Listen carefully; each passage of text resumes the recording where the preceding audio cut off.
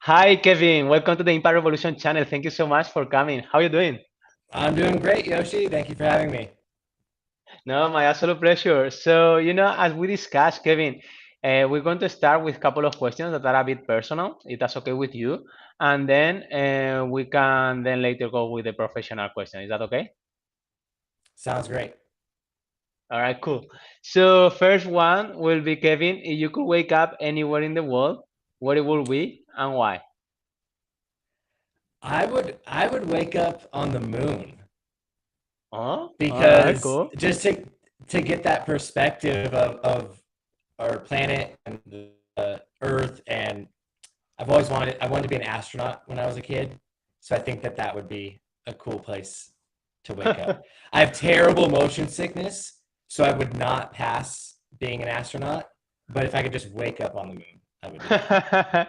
Well, maybe in the future we can have such kind of vehicles, right? Elon Musk is Yes. working on this stuff, so maybe one day will be simpler.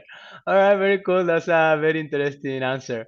Second question, Kevin. Someone who really admires you and knows you very well, how we will define or how we'll say who is Kevin Kwoka? Oh, that's you're making me like brag about myself. Uh-huh, that's it. I would say someone that admires me and knows me well would say I'm a very caring person, a very funny and outgoing, and always want to make people laugh, but still a very hard worker.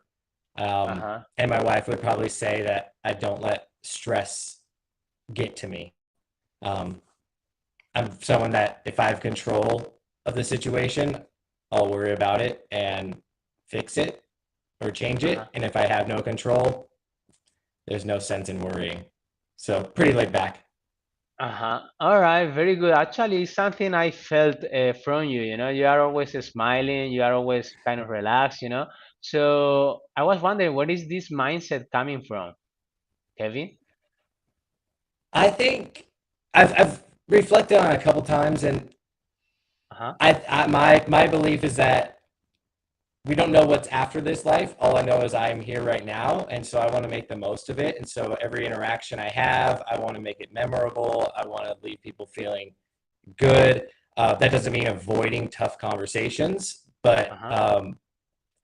life's too short to be unhappy or to choose. I believe that we have the ability to choose how we react in Uh-huh. situations, and so I just choose to be on the positive side. Very good. All right, thank you. Well, I'm an international performance coach, so definitely I believe in that. We have the right to choose and we have the power to choose, right? Very Yes. good. Thank you. So, now regarding your work, I see that you work on the talent acquisition, right, in this tech company, a startup. So I was wondering, what are the main challenges that you face on this world of recruiting, Kevin? I think it asking me now versus asking this question last year or 2 years ago, it would be a very different answer. I Okay. believe that the challenges of a startup when we are 20 employees, uh, your first hires in certain departments are going to set the tone and the culture for that department. So the early hires are really important. Also, Mm, having people that have the mindset of a startup, where wearing multiple hats, doing things outside of your job description, that's really important in those early days. uh-huh. Totally, yeah. Given Understand. all the challenges of the pandemic and the shift of work from home, the crazy talent market last year, where people could not hire enough and the competition for talent was very difficult, uh, was a big challenge. This year, the market has shifted. I believe we don't have to move as quickly with candidates. That doesn't mean that we're not fast to move. But last year, we would talk to a candidate, and within a week, they would have four offers.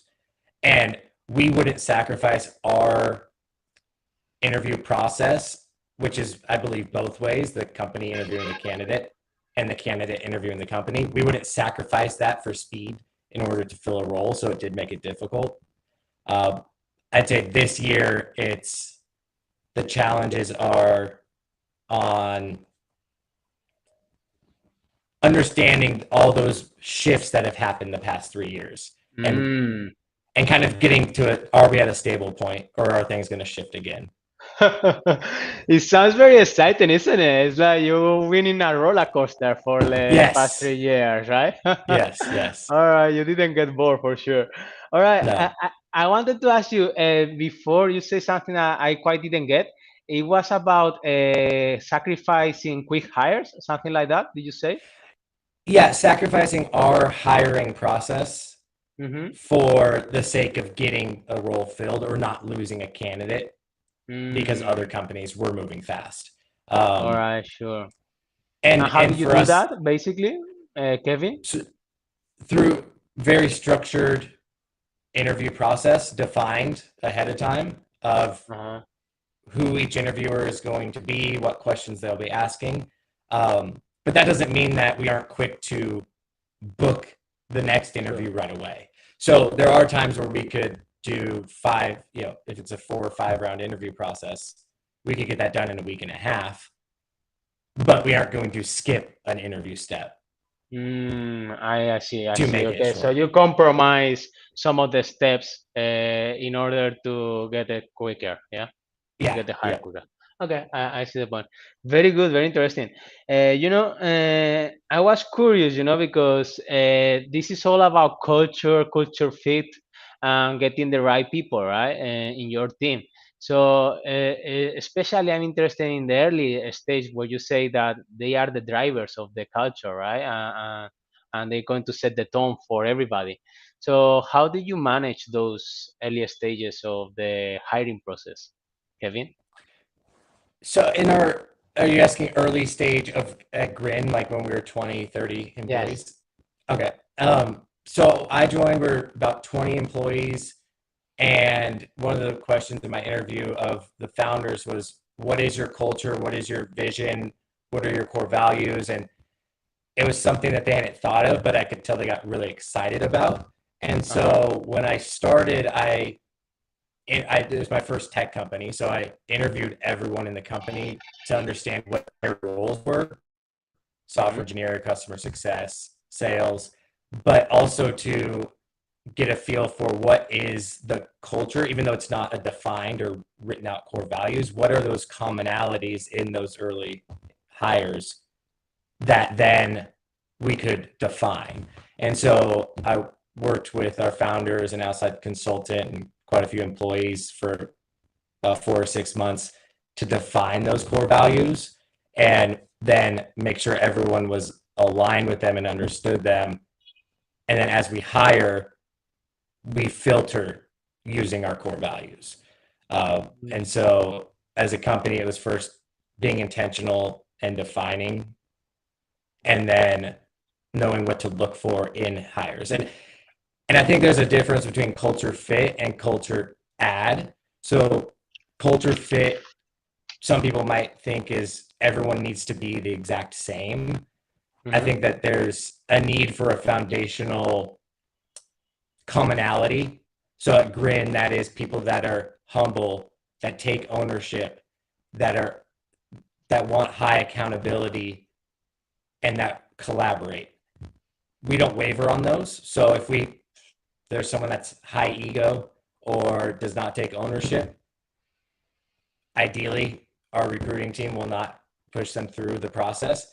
So I think that's where the culture fit is. And then there's a culture add of those different lived unique experiences, whether Uh-huh. it's socioeconomic, education, nationality, gender, race, sexual identity. Those are our culture adds, I believe. Oh, that's very interesting. Yeah, it makes sense, right? So there are some values that you don't compromise, and then there are others that there are additions that they can empower and make things better, right? By Right. having something different. Very good. Okay, very nice. And what are your main lessons learned, would you say, from this experience, from the whole process, from this roller coaster that you have experienced? one of the big experience or things I've learned is enjoy the ride. Like, And you're right. Yeah. Okay. you know, for me, for in those that are part of startups, have been part of startups, there's evolutions and different phases, and it moves a lot quicker than you realize. And so there is no stability, especially in business, but especially in the startup land. And so enjoying where you're at and not taking it for granted, leaning into the challenges. There's a lot of challenges. It could be a lot of whiplash, and it's all a journey in your own personal development. And so Uh, I think for me, it's finding a company, finding a group of people that are all working on the same thing that align with your values and who you are and can make you better as well, you know? uh-huh. Uh-huh. Totally, totally. Yeah. And what about now? What are the challenges, Kevin, that you are facing in terms of the recruitment or in terms of the culture in your case? I think on the recruiting side, in my world, there's so much new technology, recruiting Mm, tech, that I'm really interested in looking into what those are. But there's so many startups. AI is really big right now, right? Web 3.0, mm, automating sourcing, automating using AI for candidate outreach and basically interviewing, and you never even have to talk to somebody to get them to accept an offer. And I think that it's all very interesting, and there will be technology woven into the recruiting side, but I'm hesitant to take out the human aspect of it because at the end of the mm, day, we are humans working together. And so where is that line going to be? So I'm very interested in learning just about recruiting tech and building out tech stacks. Um, uh-huh. on the culture side, I think challenges your culture is a breathing organism. If you're not focused on it, it's not going to improve. And so it has to be at the forefront of who you are as a company. And cultures can change over time. They probably should change over time. The type of culture at 20 people is different than 400. Mm-hmm. And so being intentional with that, intentional with who you are hiring and how that Mm-hmm. is going to impact and change the culture. And if you understand and think that's going to impact it and move it in this direction and you're okay with that, that change is fine. But for companies or groups that aren't intentional about culture, it there's going to be some type of culture there, whether you're Mm, intentional or not. Um, sure. Uh-huh. it's going to be a lot better if you're intentional. Very good. And how you are intentional right now with that kind of mindset, Kevin? Ooh, that's a good one. I would say making sure that the interviewers, especially hiring interviewers, the leaders, we know what each of them are looking for. We know that the gaps in the team and the different personalities, and then hiring to help grow that and fill in maybe some gaps because no hire is going to ever have 100% of everything you need. Mm-hmm. Um, and for GRIN, we follow the V2 Mom, which it was started by Salesforce. So vision, values, methods, obstacles, and measures. And what I found Mm-hmm. interesting and really enjoy about that is the each year you set your V2 Mom as a company and then department and it trickles down. But the values can change. Mm-hmm. They don't have to change every year, but it's something that is looked at every year. And so you can reevaluate and reprioritize the importance of those values. An Mm-hmm. example, when we first got started, when I joined 4 years ago, a value was take action, move fast, because we were small, scrappy, new space, new industry. We had to move quickly. Over time, as we grew, that core value was hindering our performance instead of building on it. And so it did get removed, and at other values were added. So that's just one example of kind of your intentional culture developing and evolving over time. That's very interesting. It makes a lot of sense, because as the organization and the teams and the priorities changes, right? You need to adapt to this new reality and new environment, right? Because the clients also maybe demand something different. Yeah, that's cool. Thank you for sharing that. And what do you think it will be next for you, Kevin? Next for me, I love GRIN. I want to see this through. I think it's really a unique opportunity to join from a pre-seed company through the goal of an IPO. Uh-huh. So I am buckled in for this ride. But professionally, where I really am working with my leaders on, and personally, is like I want to be the best director of TA possible. A lot of what I've done the past 4 years, I've been learning as I go Uh-huh. and building and creating, and some was good, some was terrible, most was not good. So learning. So I want to just develop and learn from others in the space that have done it before. How to manage a team, manage your own performance, metrics, um, driving business outcomes, showing the value that talent acquisition brings to the company, and not just being a cost center. Um, and then as well as all the recruiting technology, Hmm. there's some really cool stuff out there. Um, and just evaluating that and seeing how it all goes together. All right, very nice. This is like becoming a HR business partner kind of thing, right? Yeah. uh, all right. How are you planning to do so, Kevin?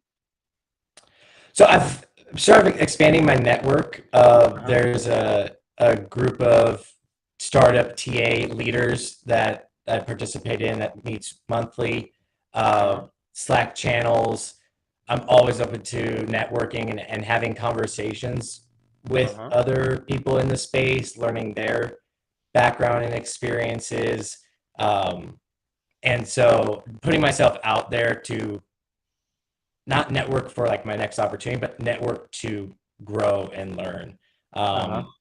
And then there's some leaders at GRIN that have quite a bit of experience and exposure to where I want to develop into. So I'm leaning into that. All right. What are your main lessons learned from those interactions so far, Kevin? Biggest one is wherever you want to go, whatever you want to do, someone's been there before. So you don't Mm-hmm. have to recreate the wheel and start from scratch. So asking asking questions, having that humility to be vulnerable in what you don't know Uh-huh. has been a big lesson Mm-hmm. versus, well, I've been here 4.5 years. I was the first recruiter. I could very much be like, I know it all, right? Or I will figure it out on my own. But no one is self made. Everyone has had support around them. And so Totally, yeah. that's a big one. Definitely, yeah. All right, very good. About driving business performance and success, what would you say could be the key? From the talent acquisition side, Yes, from the what you want to do, right? As yeah. a partner, as a director. Mm-hmm. So I think it starts with tying what we do in recruiting, which is helping hire people, Mm-hmm. to making sure that the on the financial side of the business, there's great communication from a Mm-hmm. when when hires will be made, when they're needed, when headcount plans are set, having talent acquisition as part of that to say, that's great, you want to hire 30 people next quarter, but not all 30 are going to start on September 1st, right? Mm-hmm. And so having all those conversations before we get started, and then that way the recruiting team can go. And then the two big metrics I hold myself and my team to are hires on time. So did we hit the start date that the business agreed to that we needed this position by, and then are they on budget, in budget, because Mm-hmm. that's on the business side. On the finance side, that's what we said we could spend. So if we're filling roles on time and in budget, we're, I feel, meeting the needs of the business. And there's all the conversations that have to happen in there. As well as throughout the interviewing process or hiring process, things can change. We have had roles that the need shifts based on other things going on in the business. Mm-hmm. Um, and so being in tune myself with the different VPs and leaders in the org of knowing what that might happen before it does need to get pulled or shifted has been Mm, important. yeah, sure. And that sounds like a challenging task, right, Kevin? Yes, yes, it is. Yes, I was wondering, like, how do you navigate those interactions, right? Because it's about communication, it's about expectations, right? It's about budgeting, right? Which is something that is forecasting that maybe turns to be right or turns to be wrong. So, what are the biggest challenges that you have to face, and what have you learned from them, Kevin? So in the beginning, I would meet with the department leads when we were relatively small and on Yes. a regular basis to understand headcount need, any potential attrition, those things. Now, if I did that now, that would be 3 full days a week doing that. So I have close partnerships and communication with our business partners who are then meeting with those leaders on a regular basis. And so I will ask about any potential promotions, anyone that's leaving, any potential attrition or role changes. And then I also meet with our finance, VP of finance and senior manager FP&A on a biweekly basis. Um, Uh-huh. and then there are some other leaders that I do meet with on a every 3 or 4 weeks, just to keep that communication open because things will change. Um, and we have a really informal kind of communication. We're we're big on Slack. Slack is how we communicate most of the time, but then Uh, scheduled meetings, Zoom meetings. it's good. It's like on the need basis, right? Whenever you Yeah, need someone, is there to talk and it's open. And all right, very good. And what did you find out that it makes these relationships simpler or easier, or something that you may have learned from those interactions, Kevin? I think so. Some of the interactions and relationships I had when we were in office 3 years ago, since the pandemic, we've been fully remote, so that does bring a unique set of challenges. Mm-hmm. Building a relationship, never having met someone in person, but I think that it comes down to doing what you say you're going to do on both ends, Mm-hmm. um, to build that trust, to then know that we will deliver for each other what we say we will. Um, I think there's in this video meeting world, not just jumping into the meeting and saying, "All right, Yoshi, what what do you have? Following up from our last meeting, or do you have that report?" Right, like taking that time Straight to to, the business. yeah, not going straight to the, taking that time. How was your weekend? I know you went and did X, Y, Z, and so to try to build those commonalities because Totally. we're Online, our this is very calendars are important. packed. Yeah, Mm, yeah, mm. Small talk, yeah. Hmm. All right, very good. Yeah, that's interesting. Yeah. Now that you say, like the reality of in office and the online world, what else apart from this small talk and building relationship and trust, have you found out that is very effective to build this long-term relationship and trust, Kevin? yes. I think it is very effective if done intentionally. Mm, So allowing people, I believe in trust is the foundation for everything. And so when you mm-hmm, have clear expectations and clear accountability, I trust you to do that, and same my any boss I've had trusts me to do that. Then there allows that flexibility for work-life balance or work-life intertwinedness, where you need to go pick up your daughter early, or you need to go, you have an appointment of some type in the remote world. Like it, through that accountability and those expectations, you can allow people to do that and have that trust to do that.